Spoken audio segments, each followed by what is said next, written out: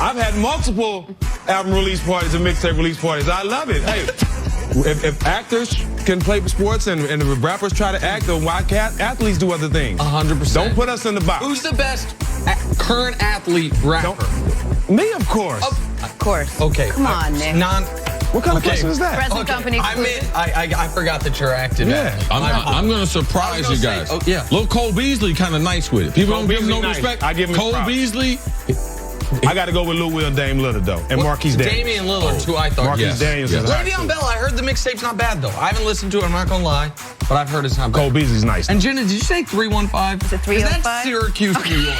Listen, I lived there for 4 years. Going down. Can you imagine? It's going down to the Cuse. Album release party, Marshall Street, holler at us. Nick Wright's providing all black and miles and everything else you might need to get I got your bunker spots too, L. Bell, if you need that them. head Black tight. and Miles. Let's get back to the NBA quickly, please. The Celtics continued their up-and-down season, losing to the Nuggets last night just by 30 points and 4 steals from Kyrie.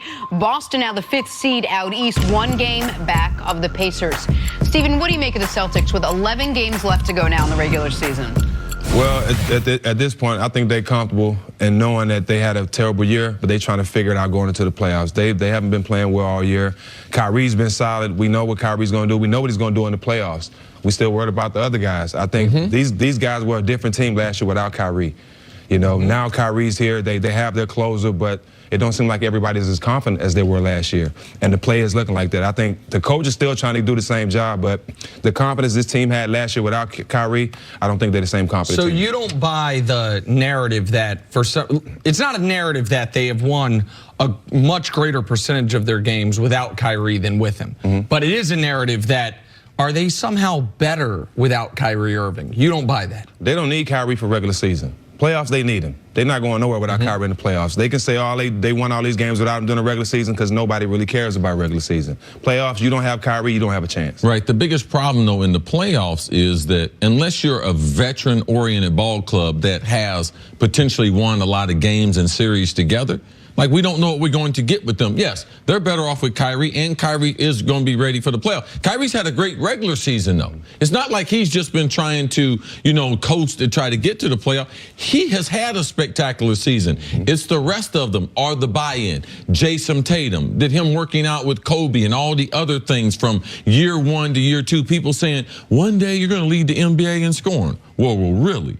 Jaylen Brown, his lack of minutes, being rotated in with Gordon Hayward. Should they have been playing him those minutes? Yes. Rozier, the point guard. I deserve to be a starter. I'm trying to get a new contract. And Brad Stevens, this is the most talented team he's ever had, getting the least results. Typically what he gets from a Butler or when he went to where he coached in college, undermanned, 2- and 3-star recruits, turn them into potential champions. We saw with the Celtics when they had injuries and not the talent they have now, what they did in last year's playoffs. So those are some of the things that I don't believe that because they haven't won a bunch of series together.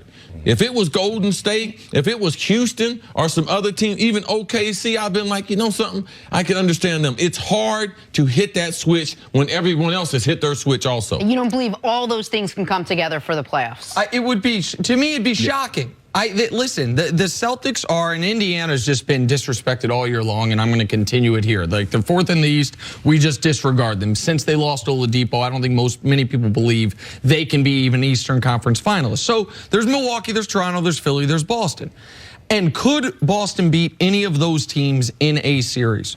Yeah, they could. Could they win consecutive series against 2 of those teams? What we don't believe is a month, though. A month, exactly, which is what it takes. Could they do it for 2 weeks to win one of those series? Yeah. Can they do it for a month to win 2 of them? I don't believe so. You can't just turn it on. You can't just turn it on. They have to get something going these last 10 games of the season to go into the playoffs playing well, and that's what Golden State's doing right Do you now. even put that team, the Celtics team, on the same tier as the other top 3 or 4 in the East? Milwaukee, in Toronto, the East, Philly. yes, I do. Yes, I do, because they still have Kyrie. You got to remember, this team was just in the Eastern Conference Finals last year. So they have the team, and Kyrie coming along and being the leader, I think they got a good chance, but they got to start playing now. Tell me about all the negative things. When they talk about it's a toxic locker room, because, man, you've been in a lot of locker rooms, and you typically have your thumb right on the pulse as far as what's going to transpire. all the things they said about it. The one thing that I see with the Celtics, they don't share the basketball like they used to. They're not playing team defense. But, man, when you tell me it's toxic and I don't like being here or I don't like being with you, man, don't you think that's going to affect them going into the playoffs, Steve? Well, like I said, I talked to Kyrie doing all this going on, and the main thing with him was there's no sense of urgency. Like, we all here, we're all getting paid a lot of money. Why are we not giving everything we have? Why are we not giving all our concentration to winning games? We have the team. And the focus is not there all the time. And I can understand that frustration. You know, we just came from the Eastern Conference Finals. We have a healthy team. We have a chance to win a championship. We have a great team, a great coach. We have everything we need. Why are we not putting it together? And ego sometimes can be in that. You know, guys looking over their shoulder, guys worrying about their contract, all that stuff coming into play. But when you're losing, everything magnifies. And here's where the regular season does matter. Because you need to figure out what your actual rotation is going to be and what Gordon Hayward's role is going to be. Here's another place it matters. The Celtics, on that run to the Eastern Conference Finals last year, they won one road playoff game.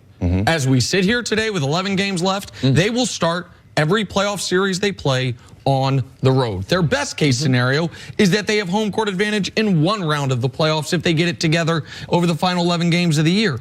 And when you said everyone makes a lot of money, that's been the underlying story with the Celtics all year long is 3 of their key rotation guys, Tatum, Brown, Rozier, haven't been paid yet. Marcus Morris is a pending free agent. They building their resume. Right, so it's tougher to ask a guy to make a sacrifice and to do what's right for the team when they ain't made no all-star teams. They have no accolades in this league yet, and they haven't gotten their check. So for those reasons, it's harder when Kobe's telling you, hey man, Mamba mentality, go be the leading scorer. Jaylen Brown, you go be a poor man's Kawhi Leonard. Or Marcus Morris, you're going to go get paid. Okay, now it's about team success. That's easier with a veteran team who's gotten their money.